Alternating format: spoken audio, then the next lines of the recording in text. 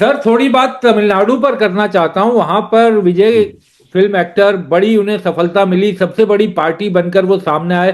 वो गवर्नर के पास 2 बार जा चुके हैं, आज भी गवर्नर के पास गए, लेकिन गवर्नर कह रहे हैं कि पहले आप बहुमत की लिस्ट दिखाइए, उसके बाद ही आपको न्योता दिया जाएगा। तो किस तरह से इसे देखा जाए? हमने पूर्व में देखा है और कॉन्स्टिट्यूशन भी कहता है जो सबसे लार्जेस्ट पार्टी है उसको न्योता मिलना चाहिए। और बहुमत तो सदन में साबित होगा, वो सड़क पर या गवर्नर हाउस में तो साबित हो नहीं सकता। देखिए विक्रांत, इसमें अलग अलग गवर्नर का अलग अलग रुख रहा है, लेकिन जो एक एस्टैब्लिश्ड प्रोसीजर है, आपको अच्छी तरीके से ध्यान होगा कि जब 1989 के बाद से जब संयुक्त सरकारें बनने लगी या गठबंधन की सरकारें बनने लगी, तो एक प्रोसीजर ये था कि जो सिंगल लार्जेस्ट पार्टी है उसको आप सरकार बनाने का न्योता दीजिए, और अगर वो on the floor of the house अगर वो सरकार नहीं बना पाता है तो दूसरी पार्टी को आप मौका दीजिए, और इस तरीके से सरकार बनाने के विकल्पों की तलाश की जानी चाहिए।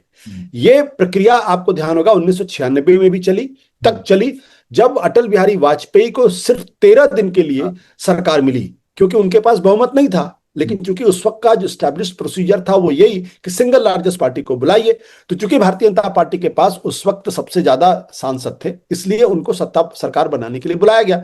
लेकिन वो 13 दिन तक बैठे रहे और उसके बाद कोई नहीं आया। मुझे अच्छी तरीके से ध्यान है, उन दिनों सुषमा स्वराज का या प्रमोद महाजन दोनों में से किसी एक का बयान था कि हमको एक बार सरकार बनाने का मौका मिल जाएगा तो फिर सारे सहयोगी जो है वो भागे भागे हमारे पास आएंगे। लेकिन 13 दिन में तो कोई आया नहीं। उसके बाद यूनाइटेड फ्रंट की सरकार बनी। तो जब यूनाइटेड फ्रंट की सरकार बनने का मौका आया, तब उस वक्त के राष्ट्रपति थे के आर नारायणन। उन्होंने ये जो फॉर्मूला था, जो कन्वेंशन था, इसमें थोड़ा सा बदलाव किया।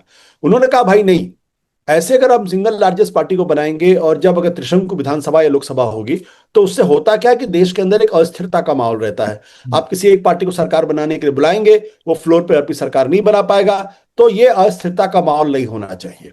तो उन्होंने कहा कि भाई जो भी आदमी हमें सरकार बनाने के लिए दावा पेश कर रहा है उसको ये हमें on the face of it या प्राइमा फेसाई उसको हमें ये बताना पड़ेगा कि अपना बहुमत कैसे साबित करेगा।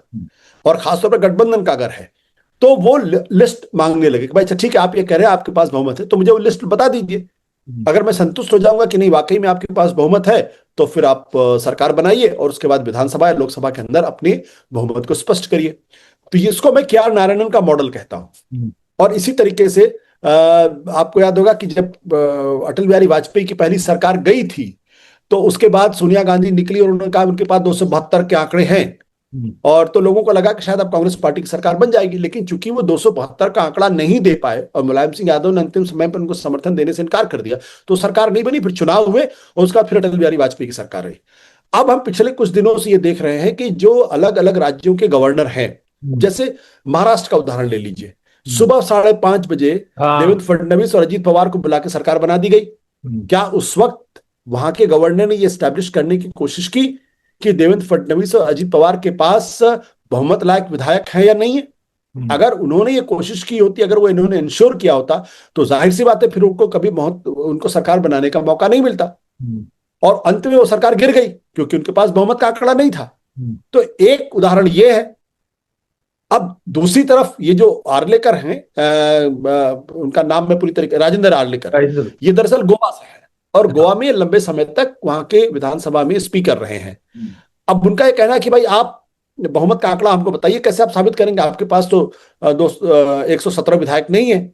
और सही भी कह रहे हैं, क्योंकि अभी तक उनके पास सिर्फ 111 ही विधायकों का समर्थन, यानी 5 से 6 विधायक और चाहिए होगा उनको। अब ये 5 से 6 विधायक अगर नहीं मिलते हैं तो आर्लेकर साहब को अगर आप कहेंगे तो वो दरअसल के आर नारायणन के मॉडल को फॉलो कर रहे हैं। लेकिन अगर भारतीय जनता पार्टी के गवर्नर्स का चरित्र अगर आप देखेंगे, उनका स्वभाव या व्यवहार अगर आप देखेंगे, तो वो इस पर निर्भर करता है कि उनके पास उस राज्य के अंदर भारतीय जनता पार्टी या उनका जो आला कमान है वो कैसे पॉलिटिकल डेवलपमेंट को इंटरप्रेट करता है। और इस बीच जब ये खबर लगातार आ रही है कि तमिलनाडु के अंदर भारतीय जनता पार्टी पिछले कई सालों से वो एआईडीएमके के माध्यम से वहां अपनी राजनीतिक जमीन को तलाश कर रहे थे, उनको लगता है कि अगर कोई एक नई पार्टी आ जाएगी, वो अगर सत्ता में आ जाएगा और कांग्रेस के समर्थन से अगर आ जाएगा, तो फिर कांग्रेस तमिलनाडु के अंदर और राष्ट्रीय स्तर पर और मजबूत होने का रास्ता उसके लिए खुल जाएगा। और भारतीय जनता पार्टी के लिए या उनके समर्थक दलों के लिए फिर तमिलनाडु के अंदर वो रास्ता कमजोर होता जाएगा। इसीलिए अगर आप देखिए तो इस वक्त एआईडीएमके सबसे ज्यादा खतरे में दिखाई पड़ती है, क्योंकि एआईडीएमके में एक तबका वो है जो दरअसल सरकार बनाने के लिए विजय को समर्थन देना चाहता है। दूसरा वो तबका है जिसको लगता है कि ये समर्थन देना उचित नहीं होगा। वहां पे कोयम्बटूर के एक सांसद हैं या नेता है वेलमनी नाम, अगर नाम तो भूल गया तो, और एक षणमुगम। ये दोनों प्रोमिनेंट लीडर्स हैं तमिलनाडु के, एआईडीएमके के बड़े नेता माने जाते हैं। और ऐसा कहा जा रहा है कि उनके पास 1 दर्जन से ज्यादा विधायकों की संख्या है, और ये इस बात पर अड़े हुए हैं कि हमें टीवीके को समर्थन देना चाहिए। भारतीय जनता पार्टी के दबाव में चूंकि एआईडीएमके लगातार पिछले कई सालों से काम कर रही, जब से जयललिता है, तो इसलिए जो उनकी लीडरशिप है उनका ये मानना है कि हम टीवीके को समर्थन नहीं देंगे। इस बीच में एआईडीएमके और डीएमके दोनों को मिला के एक संयुक्त सरकार बनाने के फॉर्मूले को भी जो है वो चेक किया जा रहा है। लेकिन अगर आप सिर्फ डीएमके और एआईडीएमके को भी मिला देंगे तो भी इनके पास वो गठबंधन का आंकड़ा पूरा नहीं होता है। तो जो छोटे छोटे दल हैं, जैसे वीसीके है या फिर रामदास की पार्टी है या और दूसरे दल हैं, उनकी संख्या के बारे में अभी चर्चा, उनके पास ये बार्गेनिंग पावर है कि क्या वो टीवीके को समर्थन देंगे, समर्थन नहीं देंगे। तो जो गवर्नर का जो चरित्र है, मैं उससे बिल्कुल हैरान नहीं हूं। अगर यही में अगर मान लीजिए भारतीय जनता पार्टी होती, सिंगल लार्जेस्ट पार्टी बनकर उभरती, तो यह सवाल ही नहीं खड़ा होता। अब तक उनको सरकार बनाने के लिए मौका दे दिया गया होता, और विधानसभा में समर्थन पूरा करने के पहले ही उनके पास बहुमत का आंकड़ा आ जाता है, क्योंकि ये माना जाता है कि जिसकी सरकार बन जाती है फिर उसके लिए बहुमत जुटाना बहुत आसान हो जाता है।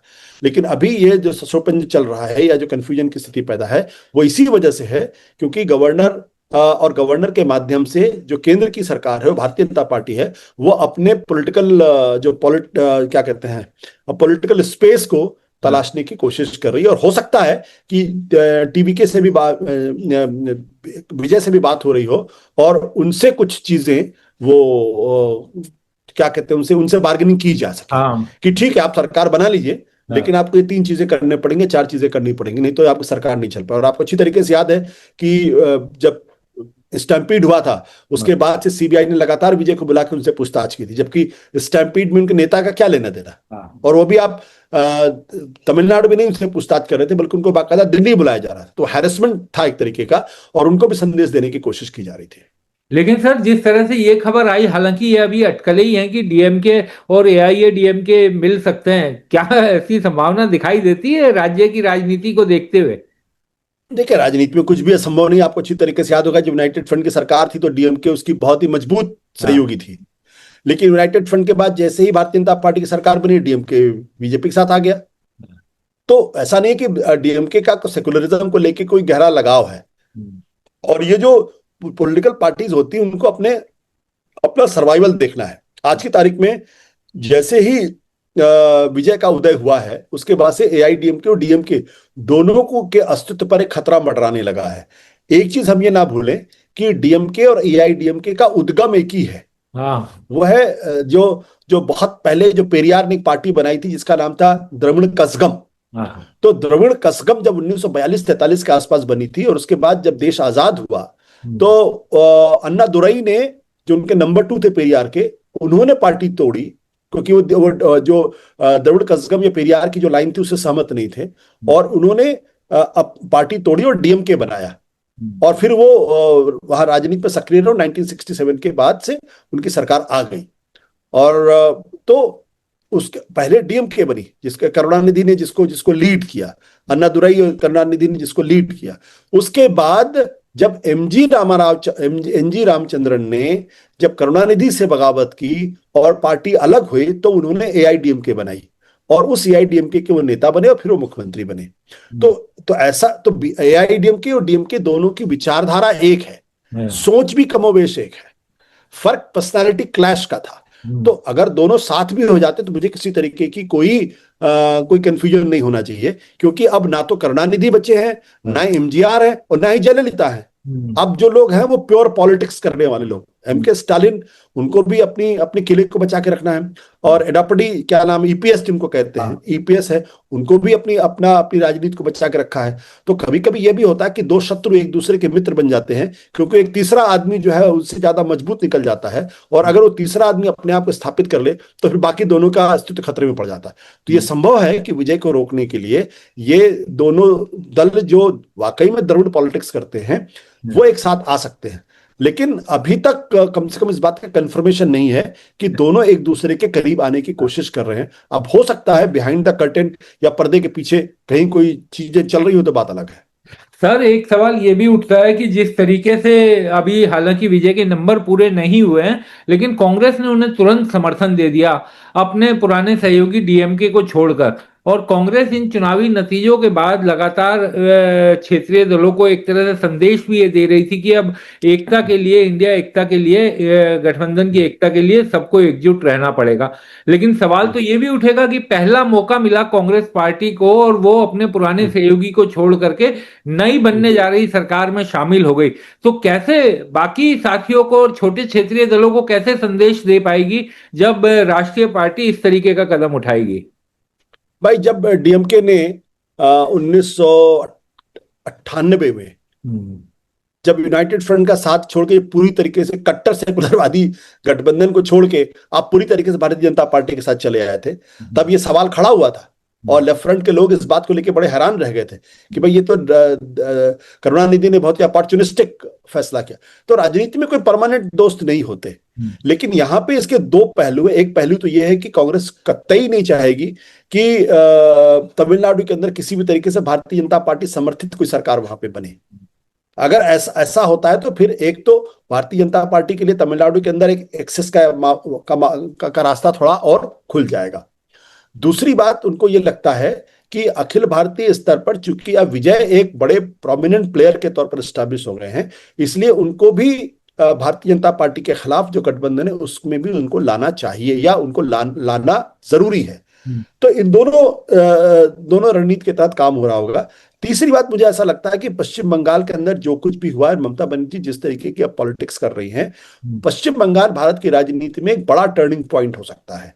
और जो तमाम विपक्षी दल अभी तक ये सोच रहे थे कि या जो इंडिया गठबंधन में रहने ना रहने, लीडरशिप ना करने के बारे में जिनके मन में कुछ संशय था, अब उनको ये बात स्पष्ट हो जानी चाहिए कि अगर ममता बनर्जी जैसी इतनी बड़ी मजबूत नेता, 3 बार की मुख्यमंत्री, संगठन करता, अगर उनके किले को भारतीय जनता पार्टी ढहा सकती है तो बाकियों के लिए फिर क्या रास्ता बचता है। अभी तक वो देख चुके हैं उद्धव ठाकरे की पार्टी को कैसे हाईजैक किया गया, शरद पवार की पार्टी को कैसे कैसे हाईजैक किया गया, उड़ीसा के अंदर नवीन पटनायक को कैसे डिमोलिश किया गया।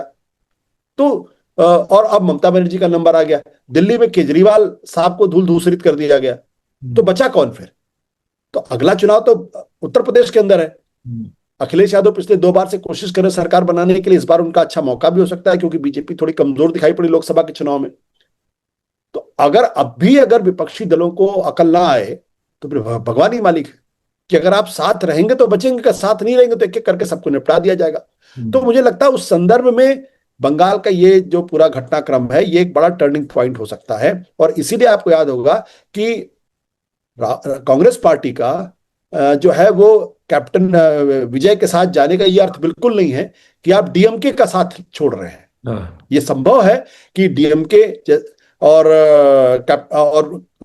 क्या नाम उनका, विजय जोसेफ, ये दोनों इंडिया गठबंधन का हिस्सा रहे, क्योंकि विजय ने स्पष्ट तौर पे कहा है कि वो भारतीय जनता पार्टी के साथ नहीं जाएंगे, ये उनका कमिटमेंट है।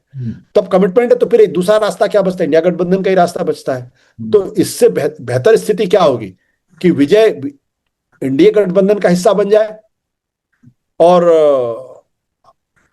तमिलनाडु के अंदर जो इंडिया गठबंधन कमजोर हो जाए, या विजय को अपने गठबंधन में लेके आया जाए और स्टालिन को समझाया जाए कि भाई आप हमारे साथ ही रहिए, आप क्यों अलग जाएंगे, हम आपको तो अलग नहीं कर रहे हैं, लेकिन परिस्थितियां राजनीति चूंकि बदल गई इसलिए बात ठीक है। तो मुझे लगता है कि ये टर्निंग पॉइंट होगा, एक विपक्षी दलों का एक गठबंधन को बेहतर करने की कोशिश की जाएगी और एक साथ किसी बड़े आंदोलन की भूमिका भी रची जा सकती है। क्योंकि अब सबको समझ में आ गया है कि अगर ममता बनर्जी नहीं बची, अगर चुनाव को इसी तरीके से कंडक्ट किया जाता रहा तो फिर तो आने वाले समय में कोई भी चुनाव नहीं जीत पाएगा, चाहे वो अखिलेश यादव हो या चाहे दूसरी पार्टी कोई हो। हम्म। और बंगाल के नतीजे ने अखिलेश यादव हो या बाकी भी नेता, सब में एक भय तो डर हम्म। पैदा कर ही दिया होगा। लेकिन एक अंतिम सवाल सर, कि कोई संस्थान नहीं चलता, कोई दफ्तर नहीं चलता अगर कोई लीडर ना हो जिसकी बात मानी जाए। इंडिया हम्म। गठबंधन में जो सबसे बड़ी कमी दिखाई देती है कि उसका नेता कौन है, कौन उसे लीड करेगा। क्या आपको लगता है कि अब कांग्रेस को की लीडरशिप में तमाम जो क्षेत्रीय दल हैं वो एकजुट हो सकेंगे? क्या वो अब मुमकिन दिखाई देता है? क्योंकि पहले तो ममता भी बहुत पावरफुल थी, हम्म। डीएमके स्टालिन भी बहुत पावरफुल था, लेकिन अब जो स्थितियां वर्तमान बनी है, क्या कांग्रेस के झंडे तले सब एकजुट हो पाएंगे? देखिए, क्या ममता बनर्जी आज की तारीख में कांग्रेस को डिक्टेट कर सकती हैं? क्या स्टालिन डिक्टेट कर सकते हैं? और क्या उनको यह बात समझ में नहीं आ रही है कि अगर हम एकजुट नहीं हुए तो क्या तृणमूल कांग्रेस बचेगी 2029 तक? ये सवाल देखिए बहुत महत्वपूर्ण सवाल है। महत्वपूर्ण इसलिए है क्योंकि भारतीय जनता पार्टी को यह समझ में आ गया है कि अखिल भारतीय स्तर पर उनकी स्थिति कोई बहुत अच्छी नहीं है। पिछले 2024 के चुनाव में 240 सीटें उनको मिली, और अगर उड़ीसा की 20 सीटें नहीं होती तो वो 240 भी नहीं मिलता, वो और कम हो जाता। नॉर्थ इंडिया के अंदर बीजेपी को जितनी सीटें अब तक लेनी थी वो ले चुके हैं, वहां पे सैचुरेशन पॉइंट तक पहुंच चुका है। वहां पे सीटें कमी होनी, कोई बढ़नी नहीं है, अगर कोई बहुत बड़ा मिरेकल ना हो जाए। तो ऐसे में बंगाल की 42 सीटें एक नया रास्ता खोलती उनके लिए। अगर इस 42 में से वो कोशिश करें अभी से और 30-32 सीटें अगर ले आए, और तो ये उनके लिए फायदे का सौदा होगा। दूसरी बात क्या है कि चलिए 2029 से इंतजार क्यों करते हैं? अभी ममता बनर्जी के पास 28 सीटें या 29 सीटें, ऐसे कुछ 28-29 के आसपास सीटें हैं। 2/3 तोड़ लिया जाए और उनको अपने पास मिला दिया जाए, तो जो जनता दल यूनाइटेड पे उनकी जो डिपेंडेंस है या टीडीपी पे डिपेंडेंस वो भी खत्म हो जाएगी। भाई, जो आम आदमी पार्टी को तोड़ के 7 सांसदों को वो अपनी पार्टी में राज्यसभा के अंदर लेके आए, तो राज्यसभा में तो बीजेपी की सीटें ही तो बढ़ी ना। अगर तृणमूल कांग्रेस के 2/3 सांसद अगर लोकसभा में टूटते हैं, टूट के अगर वो बीजेपी में मर्ज करते हैं, तो फिर बीजेपी की ताकत ही तो बढ़ेगी, कमजोर तो नहीं होगी। और इससे उनको मौका यह भी मिलेगा कि तृणमूल कांग्रेस को और कमजोर कर पाएंगे वो, ताकि अगले चुनाव तक तृणमूल कांग्रेस कोई उनके सामने चुनौती ना पेश कर पाए।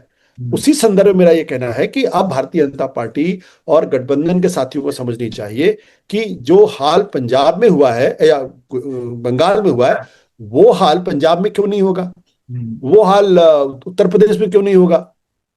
क्यों नहीं केजरीवाल को पूरी तरीके से पैदल कर दिया जाए, अखिलेश यादव की जो सोशल जस्टिस और कास्ट सेंसस की जो पॉलिटिक्स उसको पूरी तरीके से खत्म कर दिया जाए, उनको चुनाव में इतनी कम सीटें दिला दी जाए कि उनका हौसला ही टूट जाए। तो ये सब मिलकर एक साथ अगर नहीं आएंगे तो ये संकट बना रहेगा। एक साथ आएंगे तब रास्ता बनता।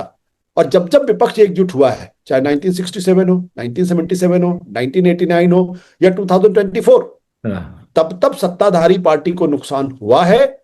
67 में 9 राज्यों के अंदर विपक्ष की सरकार बनी थी, 77 में तो इंदिरा गांधी खुद चुनाव हार गई थी, 89 में 400 सीट लाने वाली कांग्रेस पार्टी पूरी तरीके से पैदल हो गई थी, और 2024 में नरेंद्र मोदी के बावजूद भी 240 सीटें ही मिल पाई। आपको याद होगा कि बेंगलोर की उस मीटिंग हुई थी जिसमें 24 दल इंडिया गठबंधन के साथ खड़े हुए थे, और उसी दिन आपने देखा था कि बीजेपी ने 38 दलों का गठबंधन खड़ा कर लिया था। तो ये डर है, क्योंकि बीजेपी अभी भी राष्ट्रीय स्तर पर सिर्फ 36% की पार्टी है। तो 36% की पार्टी में अगर 2% वोट अगर खिसक गया तो सरकार कैसे बनेगी केंद्र के अंदर? तो वो चाहेगी कि तृणमूल कांग्रेस को बंगाल के अंदर खत्म किया जाए, पंजाब के अंदर आम आदमी पार्टी को खत्म किया जाए, और उत्तर प्रदेश के अंदर समाजवादी पार्टी को बिल्कुल नेस्तनाबूद कर दिया जाए, ताकि 29 में जो उनको 33 सीटें मिली थी 2024 में, वो 33 बढ़ के 55 या फिर 65 या 75 हो जाए। तो उसके लिए क्यों लेकिन इसको रोका जा सकता है अगर विपक्ष एक सुर में एकजुट हो जाए और एक गठबंधन एक छाते के नीचे खड़ा होके मुकाबला करे। तो लीडरशिप का जो प्रश्न है वो तो ऑटोमेटिकली अपने आप हो जाएगा। अगर लीडरशिप तय करने लगेंगे तब गठबंधन खड़ा ही नहीं हो पाएगा। तो पहले एकजुट हो जाइए, एक एजेंडा तय कर लीजिए, फिर उसमें से लीडर निकाल लीजिए।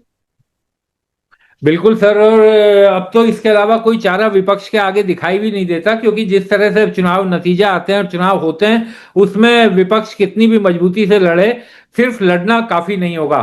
बहुत बहुत शुक्रिया सर, आप जुड़े, चर्चा में शामिल हुए। Thank you.